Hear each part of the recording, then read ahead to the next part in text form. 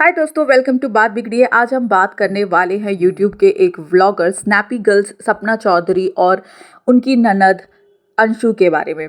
तो ये दोनों मिलके ना एक यूट्यूब चैनल चलाते हैं स्नैपी गर्ल्स, जिसपे ये दोनों मिलके बहुत सारे वीडियोस बनाते थे। बट रिसेंटली क्या हुआ है ना कि दोनों अलग हो गए हैं, दोनों अलग अलग लोकेशन में रह रहे हैं और उसकी वजह से बहुत सारा मिसअंडरस्टैंडिंग इन लोग के बीच में क्रिएट हो रहा है और बहुत ही सारा नया नया कंट्रोवर्सीज निकल के आ रहा है इन दोनों के बीच में। जबकि ये दोनों बहुत ही अच्छे से प्यार से पहले एक साथ रहती थी।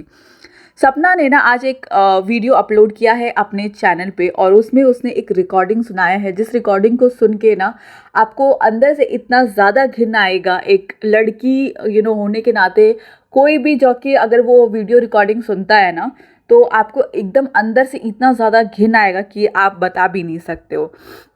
तो क्या है ना, उस रिकॉर्डिंग में मैं आपको बताती हूँ। उस रिकॉर्डिंग में सपना ने बताया है कि उसके जो फादर इन लॉ है, जो उसके ससुर जी है, वो कैसे उसको गंदी नज़र से देखते थे, गंदी नज़र से टच करने का कोशिश करते थे।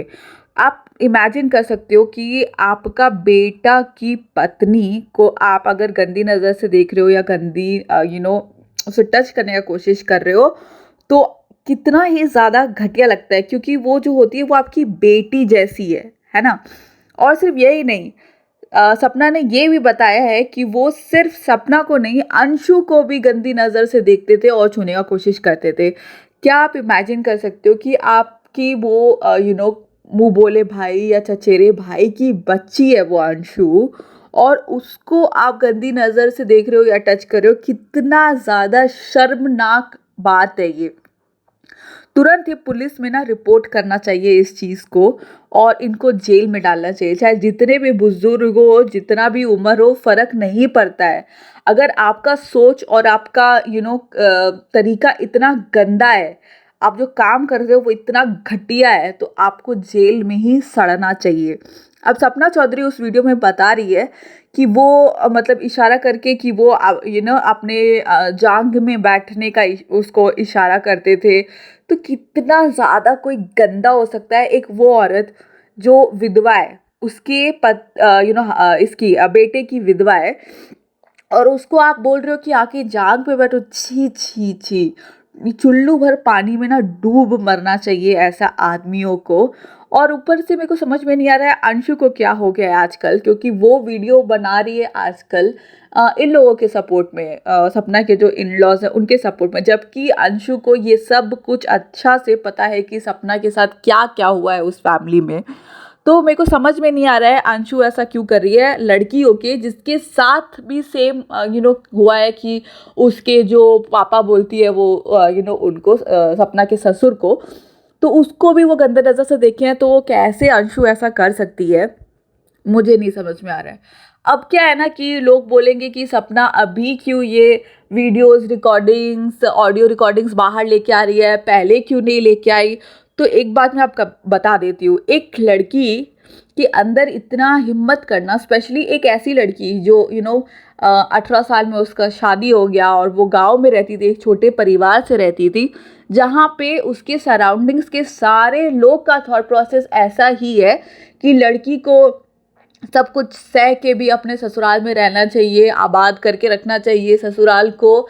वो इस सराउंडिंग से आती है, इसीलिए उसको बहुत ही ज़्यादा टाइम लगा हिम्मत जुटाने में। अब उसके पास 2 बेटी है, वो कैसे अपने सास ससुर के साथ रह सकती है जब उसका ससुर इतना घटिया इंसान है?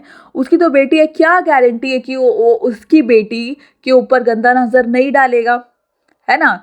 इतना घटिया इंसान है, उसके साथ कोई अपना बेटी अपने बच्चों को कैसे सेफ समझ सकता है?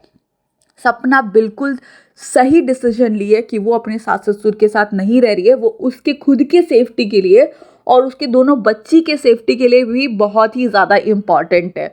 और अंशु अगर ये सब कुछ जानती है, समझती है, तो मेरे को लगता है ना कि उसको ये सब नहीं करना चाहिए, क्योंकि अंशु अपने लास्ट वीडियो में बोली थी कि आप एफआईआर क्यों नहीं फाइल कर देते हो। सपना को उसने बोला था कि आप पुलिस केस कर दो करके। बट अगर सच में सपना पुलिस केस कर देती है तो फिर क्या होगा आप सोचो। सब के सब ये लोग जो है ना, ये लोग जाएंगे जेल में, क्योंकि इसके पहले भी सपना ने एक ऑडियो रिकॉर्डिंग सुनाया था जिसमें उसके पहले पति उसको मार रहे हैं। ठीक है। तो बहुत लोग ये ऑडियो रिकॉर्डिंग रिलीज़ होने के बाद ये बोल रहा था कि वो इंसान इस दुनिया में नहीं है, क्या फ़ायदा है ये ऑडियो रिकॉर्डिंग सुनाने का? नहीं, फ़ायदा है। फ़ायदा है कि जब दूसरी लड़की कोई ये सुन रही है ना ये ऑडियो रिकॉर्डिंग, तो उसको हिम्मत मिल रहा है इस सिचुएशन से बाहर निकलने का।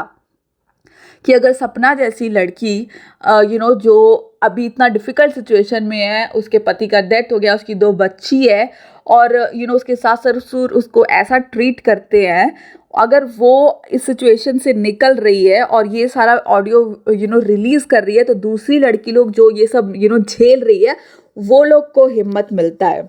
ठीक है?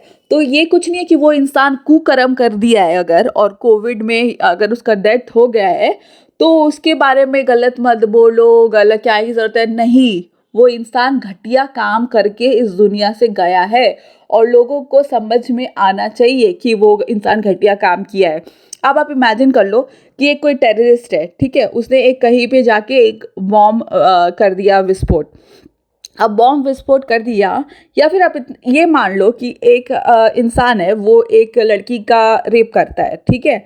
और रेप करने के बाद क्या होता है, दूसरा तीसरा दिन उसका एक्सीडेंट हो जाता है और वो मर जाता है। तो क्या वो लड़की जाके नहीं बताएगी कि ये मेरा रेप किया था? क्योंकि वो जस्ट बिकॉज वो इंसान मर चुका है, वो इसलिए उसको कोई केस फाइल नहीं करना चाहिए, उसको कोई बुरा फील नहीं होना चाहिए, उसको ये बात दुनिया के सामने नहीं लेके आना चाहिए जस्ट बिकॉज वो एक्सीडेंट में मर चुका है। ऐसा नहीं होता है। आप चाहे जी के, चाहे मर के, चाहे कुछ भी, आप अगर कुछ गलत काम कर रहे हो और वो इंसान जो विक्टिम है, अगर वो पूरा दुनिया के सामने वो चीज़ ला रहा है, तो वो गलत नहीं है, वो सही है, बिल्कुल सही है। और एक बात कि ये जो पूरा परिवार को ये बात पता है, क्योंकि सपना एक जो ऑडियो रिकॉर्डिंग है उसमें वो 3-4 लोगों से ये बात डिस्कस करी है। अंशु के पापा और भी कोई मेल मेंबर्स है जो ये बोल रहे हैं कि उनको पहले ये बात नहीं पता था। जब बाद में आपको सपना ने ये बताया, तो आप क्या किए? वो बोल रही है कि उसकी सास को ये बात पता है और कोई और 2 लड़की लोग का नाम ले रही है, कोई सिस्टर्स होंगी, कज़न सिस्टर्स वगैरह, उनको ये बात पता है, राजवीर जी को भी ये बात पता था, तो वो लोग स्टैंड नहीं लिए सपना के लिए। कितना मतलब घटिया परिवार है, मैं तो यही सोच रही हूँ कि एक लड़की के साथ ऐसा हो रहा है और आप लोग कोई स्टैंड नहीं ले रहे हो और एक्सपेक्ट कर रहे हो कि वो आपको अच्छे से ट्रीट करे, आपके साथ रहे। छी! ऐसा इंसान के साथ एक बहू क्या, एक कोई भी इंसान को आपके साथ नहीं रहना चाहिए। आप लोग इतना घटिया लोग हो, अगर आप लोग ये सब किए हो तो सपना के साथ। और जो उसका ऑडियो रिकॉर्डिंग है उससे तो पता चल ही रहा है, जो पहले का ऑडियो रिकॉर्डिंग था वो तो एकदम एविडेंटली क्लियर था कि उसके साथ डोमेस्टिक वायलेंस हो रहा है। और ये जो दूसरा रिकॉर्डिंग है उसमें भी कोई डिफेंड नहीं कर रहा है, कोई ये नहीं बोल रहा है कि नहीं सपना तुम गलत बोल रही हो। सब कोई सिर्फ ये सुन रहा है और ये बोल रहा है कि हाँ, हमको पहले नहीं पता था, अब पता चल रहा है। अब पता चलने के बाद भी आप लोग क्या कर लिए? और सपना को बिल्कुल भी मैं इसमें गलत नहीं बोलूँगी, वो 110% राइट है कि वो अपना इन लॉज के साथ, अपना सास ससुर के साथ नहीं रह रही है। इतना घटिया लोग के साथ किसी को नहीं रहना चाहिए। आई होप कि अगर सपना के अंदर इतना करेज हो कि वो जाके एफआईआर फाइल करे, डजेंट मैटर कि ये लोग बुजुर्ग है, वो कुछ भी है। अगर कोई इतना ये सब कर रहा है घटिया काम, तो वो लोग को उसका कॉन्सिक्वेंसेस फेस करना ही चाहिए।